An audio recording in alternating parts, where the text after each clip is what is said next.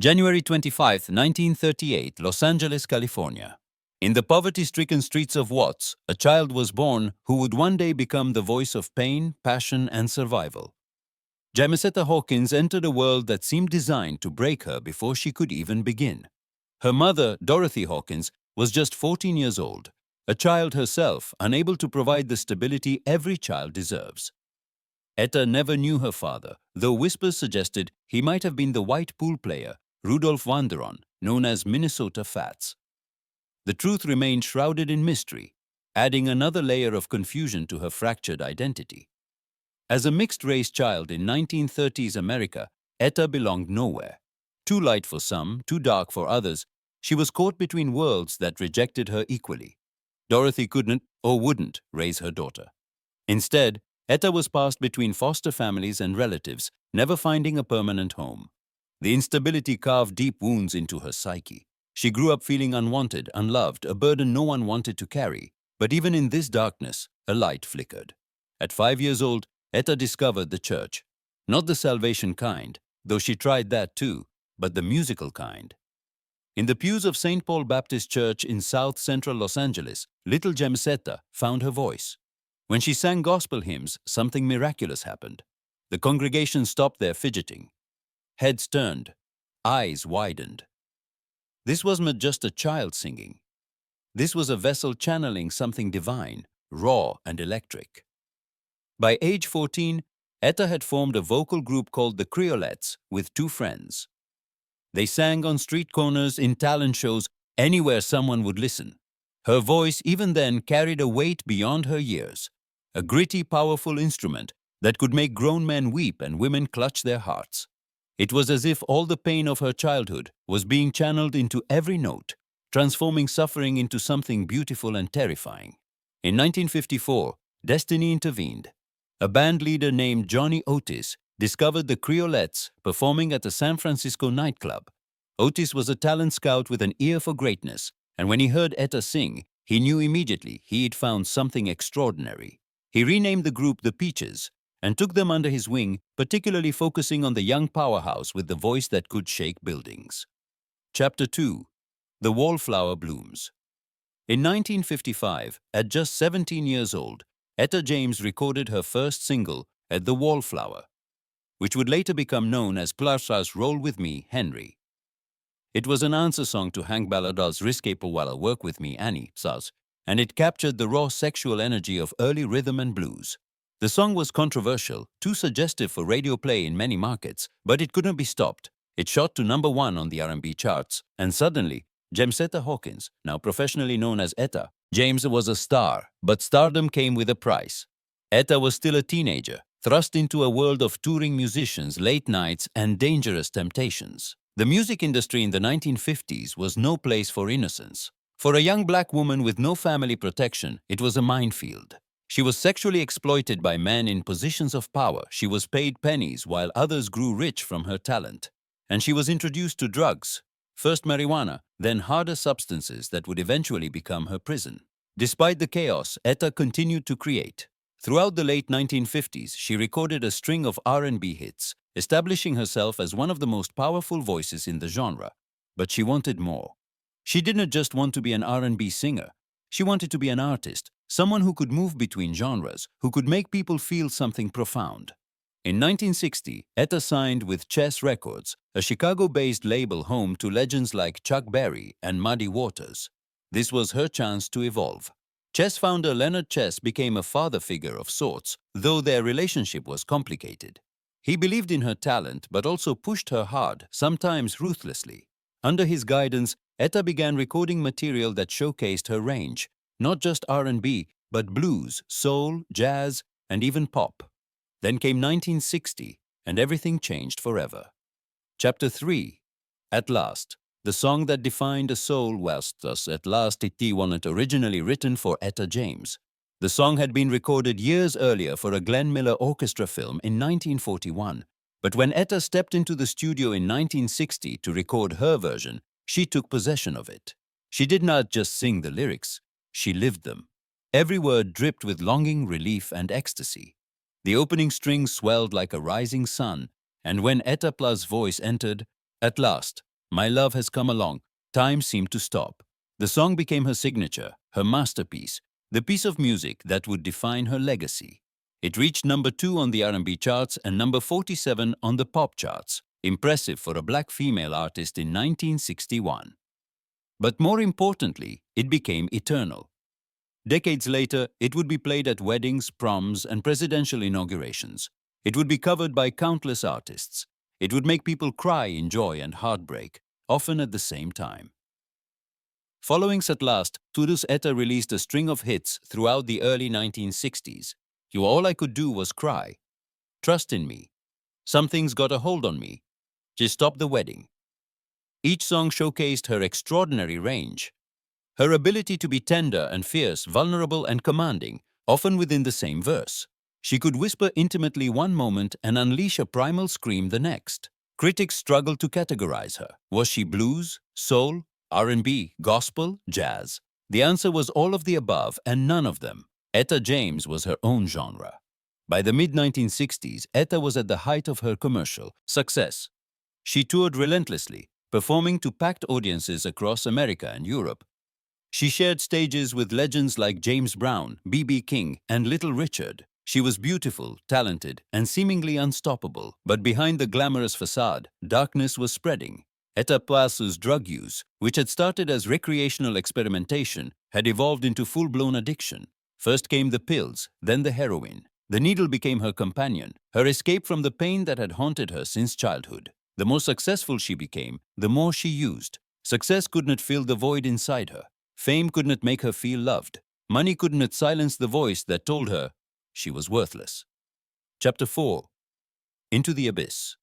The late 1960s and 1970s were brutal years for Etta James. While the world was changing, civil rights movements, cultural revolutions, musical evolution, Etta was trapped in a cycle of addiction and self-destruction. Heroin controlled her life completely. She would shoot up before performances, during recording sessions, in the bathrooms of venues where thousands came to hear her sing. Sometimes she could barely stand on stage. Other times she didn't show up at all. Her weight fluctuated wildly. Sometimes she was dangerously thin, her face gaunt, her eyes hollow. Other times she gained hundreds of pounds, eating compulsively to fill the emptiness drugs could not touch. Her behavior became erratic and volatile. She fought with bandmates, cursed out promoters, and alienated friends. The woman who could move audiences to tears with her voice was falling apart. In 1974, Etta was arrested for heroin possession and sentenced to drug treatment instead of prison. She entered treatment multiple times throughout the 1970s, sometimes staying clean for months before relapsing. Each relapse was more devastating than the last. Her career suffered dramatically. Chess records dropped her. Offers for performances dried up. The music industry moved on, embracing disco and new sounds, while Etta seemed like a relic of a bygone era. Her personal life was equally chaotic. She married Artis Mills, a man described by some as supportive and by others as an enabler.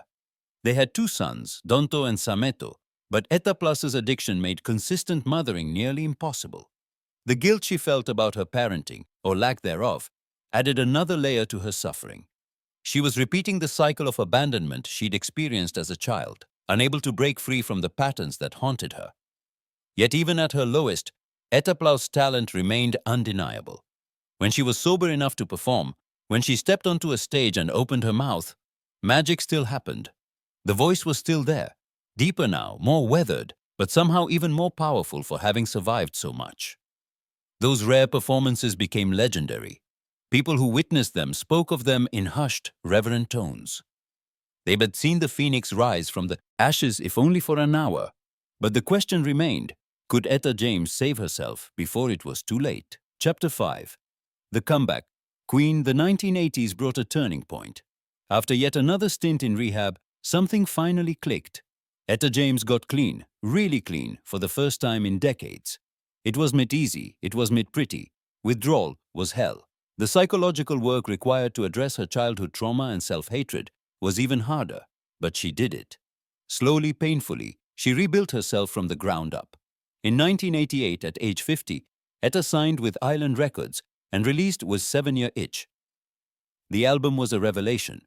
Critics who had written her off were forced to reconsider. The voice was still there, perhaps even better than before, richer, more nuanced, carrying the weight of experience. She followed it up with a Stick 'em Sound Sans to My Guns in 1990, plus The Right Time Sans in 1992, and Mystery Lady Songs of Billie Holidays in 1994. Each album was critically acclaimed. Each reminded the world of what they plowed almost lost. The accolades came flooding in. In 1993, Etta James was inducted into the Rock and Roll Hall of Fame, a recognition of her immense influence on popular music. She won her first Grammy Award in 1995 for Quant's Mystery Lady. More Grammys would follow, 6 in total, plus a Grammy Lifetime Achievement Award in 2003. She received a star on the Hollywood Walk of Fame. She was honored by the Kennedy Center, the NAACP, and countless other organizations. The girl who had felt unwanted her entire life was finally being celebrated, valued, and loved. But recognition couldn't erase the damage. Decades of drug abuse had taken their toll on Etta Pa's body. She struggled with obesity throughout her later years, undergoing gastric bypass surgery in 2003 to lose weight. She dealt with chronic pain. She battled hepatitis C, likely contracted from sharing needles during her addiction years. Her health was fragile, her body a battlefield of old wars. Still, she performed.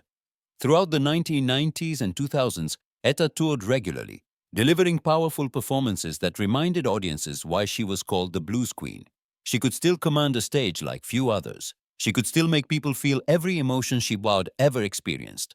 And most importantly, she could still sing O At Last Toi in a way that made it feel brand new, as if she were discovering the song and love itself for the first time. Chapter 6. The Final Battle.